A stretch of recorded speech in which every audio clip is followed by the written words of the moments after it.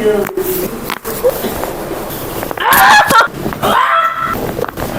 ปดีเจ้าสบายสวัสดีเจ้าชื่อหยังเนาะซื้อติ้งคยิงถามเนาะอายุเท่าใดแล้วเจ้าำ43อ่ามาแต่ไสมาแต่ทางเวิร์นคบ้านเวิร์นคำแม่นละบ้านพลชัยำอ๋อบ้านเพิ่นจังเวิร์นคำเนาะเลยบางสิ่งนี่แหละอาการเป็นหยังเจ้าเจ็บเอวแล้วก็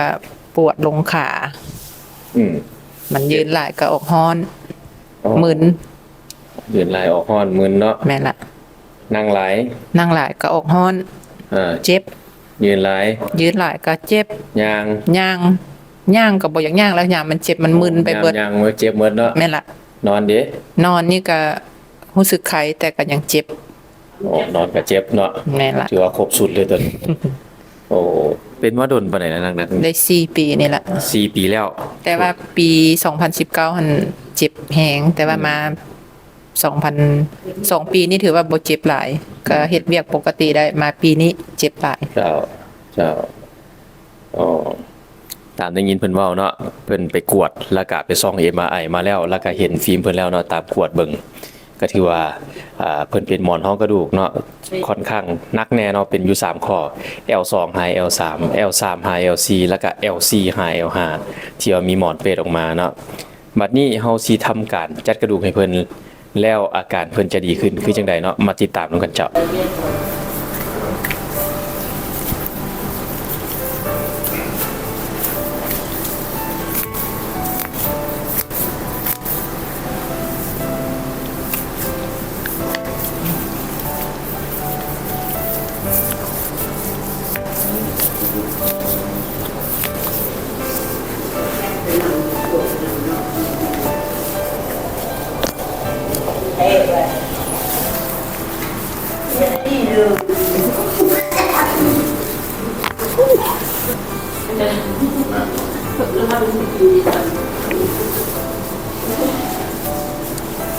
ตัวเก่งเนี่ย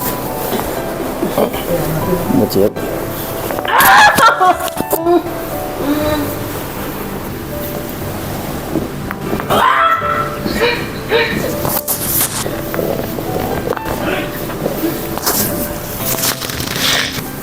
ตัวเก่ง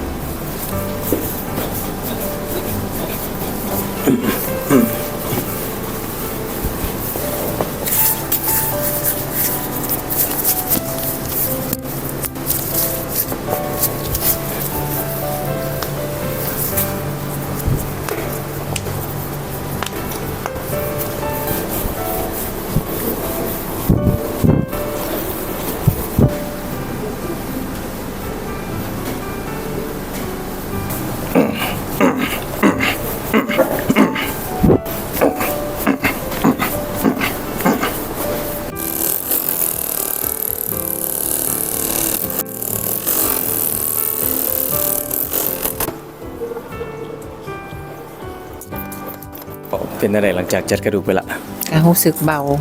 บ่เบาขึ้นจากอาการเจ็บๆเพิ่นก็ไข้ขึ้นแน่แล้วบ่ไข้ขึ้น